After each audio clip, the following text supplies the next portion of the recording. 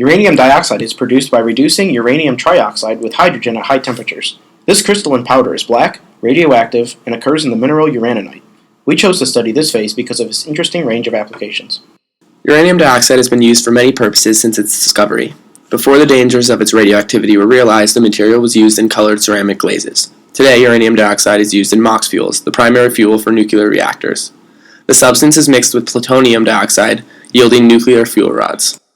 The crystal structure of uranium dioxide is FCC and identical to that of fluoride, the substance that coined the term fluorescent to describe its luminous properties when exposed to ultraviolet light. Its open crystal structure is what enables uranium dioxide to serve as an excellent nuclear ceramic fuel for nuclear reactions, as the open spaces allow for the retention of fission products during reaction and minimize swelling during burnup.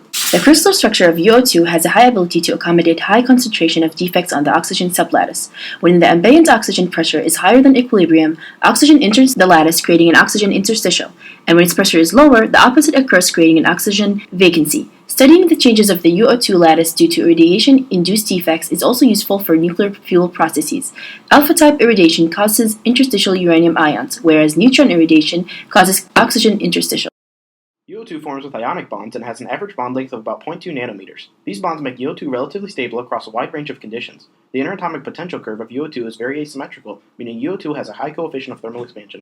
UO2 exists between 30.9 and 37.7 atom percent uranium and between 200 and 2,850 degrees Celsius. It can form in three different ways. The first is that it can cool from a liquid and solidify directly into UO2. The next is that it can solidify from a liquid through a multi-phase region and then into UO2.